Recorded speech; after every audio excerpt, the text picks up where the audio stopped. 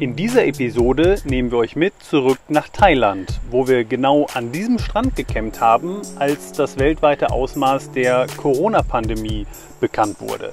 Das hat dazu geführt, dass wir hier aktuell feststecken. Dass das aber, zumindest Stand heute, halb so schlimm ist, das zeigen wir euch hier.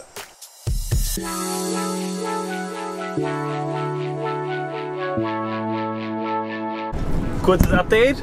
Es hat wieder geklappt. Die Einreise nach Thailand, die vorherige Recherche und der kleine Umweg hier zur Betonborder haben sich offensichtlich gelohnt. Das Temporary Import Permit haben wir ohne Probleme bekommen. Sehr cool. Nur für 30 Tage. Wir müssen es nochmal in einem Customs House verlängern, aber das geht unproblematisch und kostet auch nichts. 2 Monate Thailand gekommen.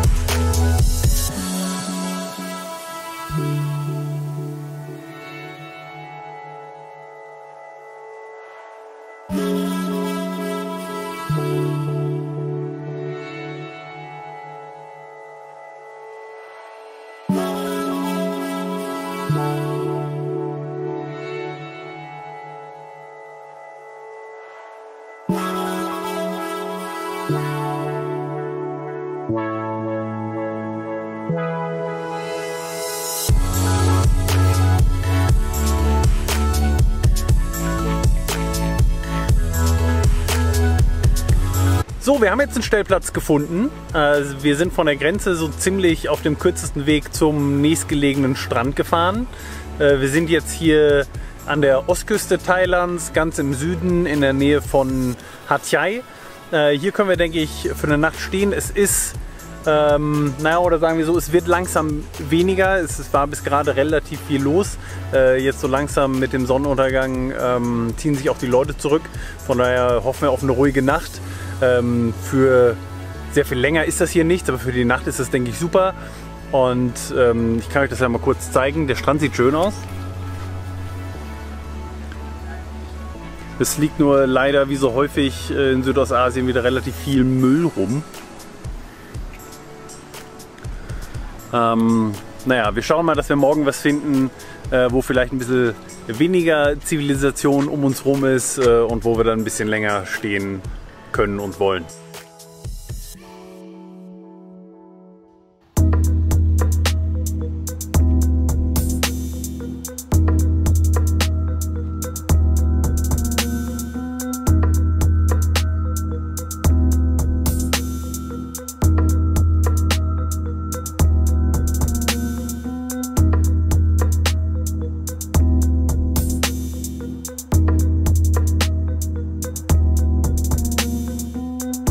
Wir sind zurück an der Westküste. Thailand ist ja hier im Süden überhaupt nicht so breit, deswegen kommt man relativ fix vom Osten ganz in den Westen. Ich glaube, wir sind jetzt 3 Stunden gefahren. Wir haben das gemacht einerseits, weil wir davon gehört oder gelesen hatten, dass es Campspots wie diese gibt. Andererseits, weil wir Lust hatten auf Sonnenuntergänge am Wasser. Und jetzt haben wir diesen Campspot gefunden. Es ist leider wieder relativ viel Müll da. Das lässt sich hier ja leider schwer vermeiden, aber abgesehen davon ist es ein absoluter Traum.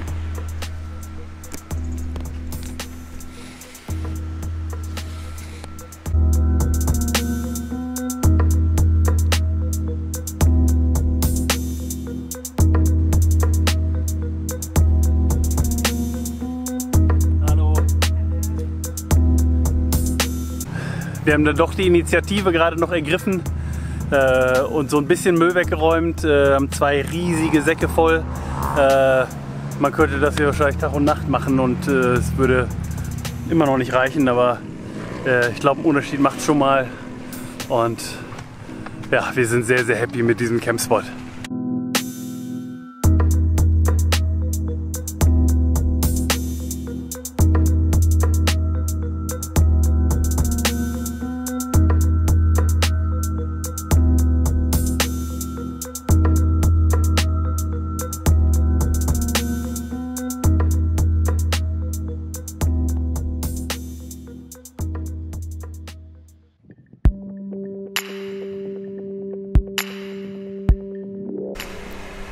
sind immer noch an diesem Campspot. Wir kriegen einfach nicht genug. Es ist so schön hier. Das Wasser, die Inseln und wir sind fast alleine. Also wir bleiben sicherlich noch mindestens eine Woche hier.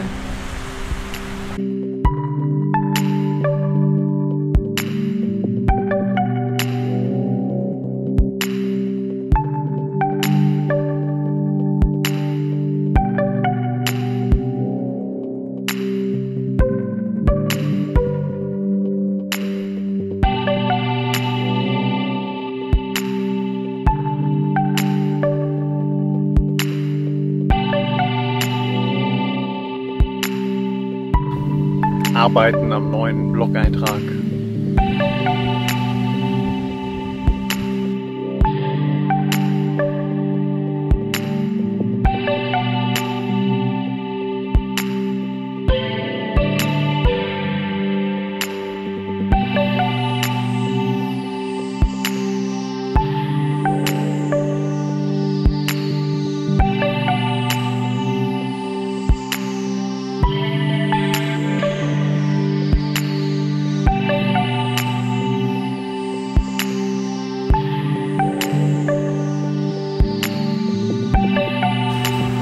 So lassen.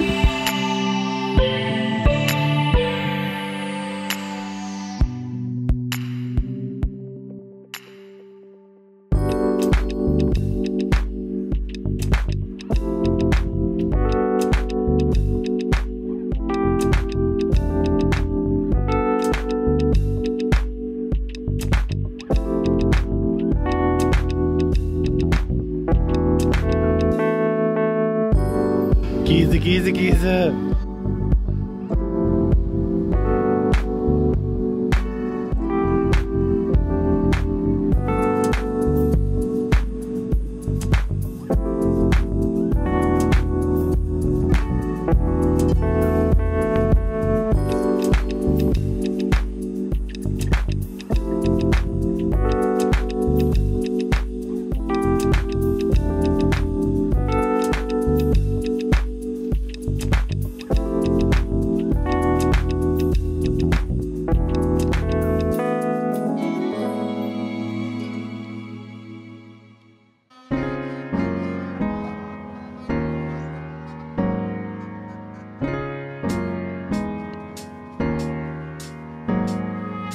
Unser sehr professionelles Setup für unser erstes Fernsehinterview. So, wir sind noch immer in Selbstisolation hier an diesem schönen Strand. Heute ist der 4. April und auch wenn wir ja eigentlich relativ autark sind mit der Solaranlage, großen Wassertank, Toilette und allem, müssen wir eben ab und zu doch in die Zivilisation. Heute ist so ein Tag, wir müssen Wasser auffüllen, wir müssen ein paar Lebensmittel kaufen. Wir müssen auch unsere SIM-Karte verlängern, damit wir weiterhin Internet haben. Das geht leider mit unseren Kreditkarten nicht online, da müssen wir also auch in Geschäft. Und ja, das machen wir jetzt und sind gespannt, wie es in der Stadt so aussieht. Ausgangssperren und Co. gibt es in Thailand, Stand heute, immer noch nur für Bangkok und Phuket.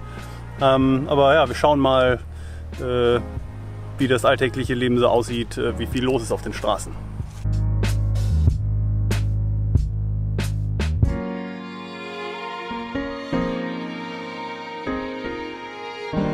So, die 5 Kanister im Hintergrund, die haben wir gerade leer gemacht und in unseren Van gefüllt.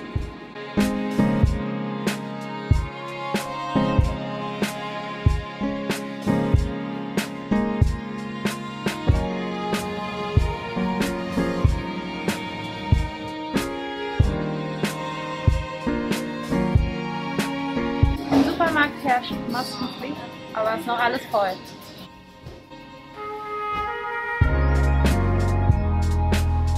So, wir sind wieder zurück. Das Leben in der Stadt war eigentlich noch relativ normal. Ganz schön viel los.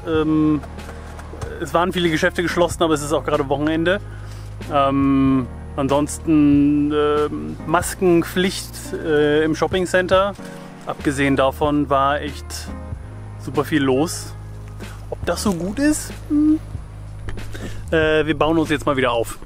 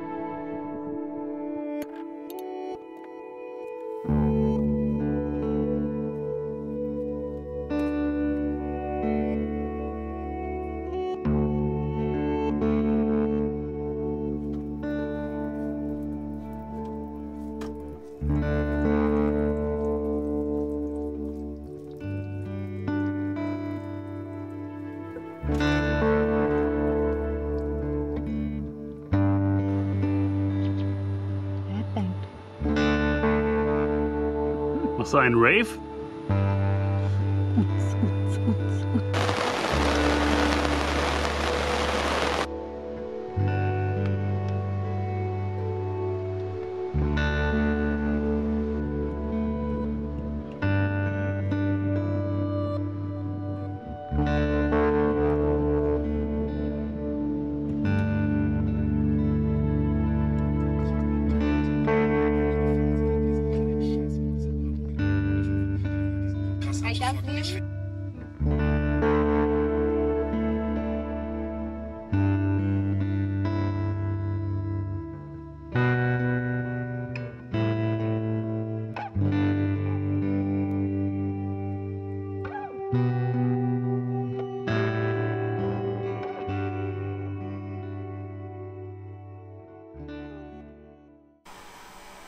Wenn wir euch schon ein bisschen Alltag zeigen, dann darf auch das hier nicht fehlen. So sitzen wir nämlich häufig. Tina schaut irgendwas bei YouTube. Ich sortiere irgendwelche Fotos am Laptop. Dabei gucken wir raus aufs Meer. Ist ganz okay, oder? Ist okay.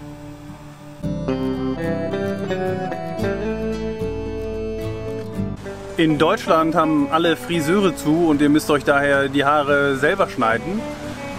Wir machen das schon seit 10 Monaten so.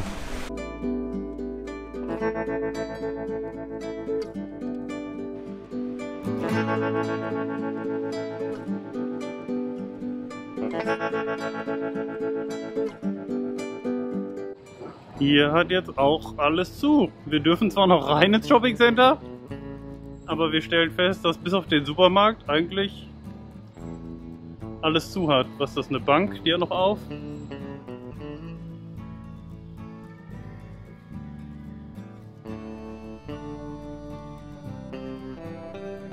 Man darf kein Bier mehr kaufen, weil die Social Gatherings nicht unterstützen wollen.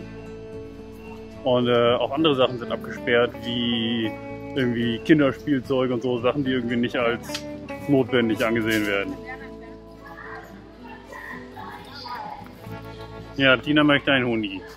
Ich möchte einen Huni oder vielleicht jemand anders hier.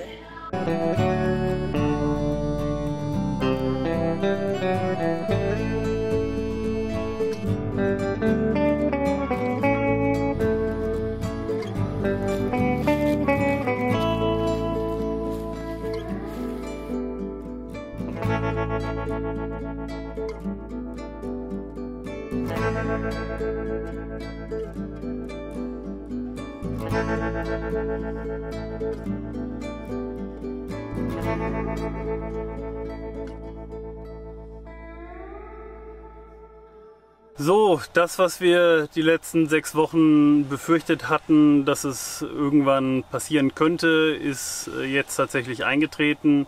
Es kamen gerade 5, 6 Parkranger vorbei und haben uns gesagt, dass wir hier den Stellplatz verlassen müssen. Der komplette Strandabschnitt wird gesperrt. Tatsächlich hingen hier ja auch schon die letzten 2, 3 Wochen große Plakate, die gesagt haben, dass der Nationalpark zu sei. Wir dachten nur, dass dieser Strandabschnitt eben nicht Teil des Nationalparks ist, aber scheinbar doch. Und jetzt werden eben mit Baumstämmen alle Zufahrten blockiert und wir müssen weg. Wir haben jetzt gerade 10 Minuten Zeit bekommen, unsere Sachen zu packen und ja, müssen jetzt fahren. Wohin ist eine gute Frage. Die Jungs haben uns eine Ecke empfohlen. Ein bisschen weiter von hier, da waren wir schon mal. Es sah nicht so richtig aus, als könnte man da gut stehen, aber das müssen wir uns jetzt mal anschauen. Und ja, mal gucken, wie es weitergeht. Ja, jetzt haben die diesen Baumstamm halt hier schon hingelegt. Und wir kriegen den auch nicht weggeschoben. Und ja, die sind nicht mehr zu sehen. Vielleicht dürfen wir also doch da bleiben. Nein, durften wir natürlich nicht. Wir mussten tatsächlich weg. Wo wir stattdessen untergekommen sind und wie unser Aufenthalt in Thailand vor dem Hintergrund von Corona weitergegangen ist, das erzählen wir euch dann in der nächsten Episode.